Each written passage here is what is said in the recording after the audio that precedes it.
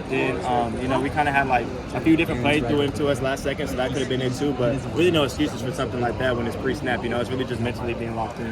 What are your thoughts on the tempo so far? I like it a lot. I think it's going to catch a lot of defenses off balance. You know, the more tempo we do, the faster we can get lined up, the more the defense is going to be messed up. You know, you can't really tell when people are lined up. You can't tell if your splits cut down or widen out. I think the tempo is really just going to benefit the offense as a whole.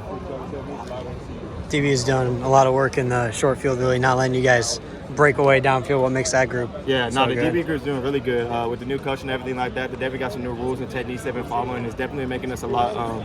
It's definitely been a lot harder on us. They're kind of like a test almost. You know, when we play Wazoo, I felt like that was probably the hardest difference we've seen all year. So I definitely see those traits coming out in them.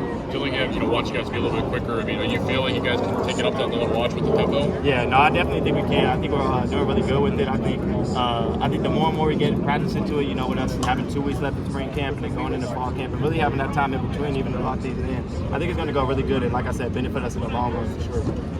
Kind of talk about maybe not being locked in for some of those procedural penalties.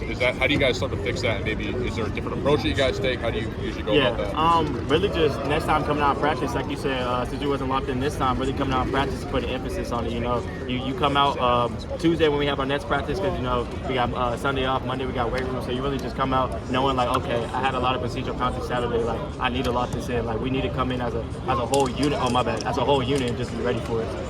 What are kind of like the chemistry with the team so far, you know, through these first 3 weeks? Yeah, I think the chemistry is really good too. We're doing a lot more team bonding than we've done in the past, so I think it's bringing the unit together. But on top of that, like, rather than just coaches, you know, proposing like, oh, we need to do this as team bonding, it's players. You know, players want to get together, not even if it's team bonding, just hang out in general, just, you know, do casual stuff, play video games and everything like that. So I think the team's mesh is really good. What was your reaction to Dillingham with the April Fool's Day prank? I'm not gonna lie, I was tripping. I heard it and I was like, he said 16. I said 1600s. And I was like, no way. And I heard 13. So I looked at homie Kobe and I said, oh, am I tripping right now? And then we lined up on the line. I said, dang, I think we serious. But then when he blew the whistle, I was like, okay, yeah, we good. I'm not gonna lie, I thought we were done with practice for real, but it was good to still do those 2-point conversions and stuff like that. But he definitely had me at the first, so I ain't gonna lie to you.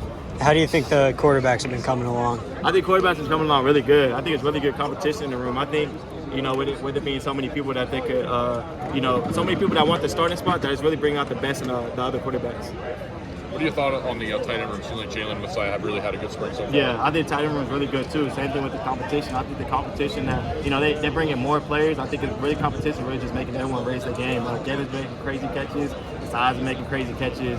Gavin's been blocking a lot better, Messiah's been blocking good. And even after that, like Bryce, all the other tight ends, they even took their game up a different level. So I think the tight end room's looking good too. What about with the receivers, you know, your room? Yeah, I think the receivers looking really good too. I think we're starting to take more accountability for our responsibilities, if that makes sense, rather than like thinking that something was someone else's fault, rather than just, you know, taking it yourself and taking control of it. I think we're starting to come together a lot more. I think we're getting better team chemistry. We're having more player meetings and things like that. I think the receiver room's coming along really well. What do you think Samuels has done so far? You notice any difference between him and Wade last season? Yeah, Coach Samuels, you know, he brings a lot of energy. Him and Coach Wade are definitely super similar in their coaching styles and the type of vibe they have, you know, with being chilled and laid back, but knowing like, okay, we need to lock in and work. So there's more similarities, and I would say differences, but one thing I noticed the most is just the energy Sam brings. He's kind of always in one mood, but he always brings the energy to the room.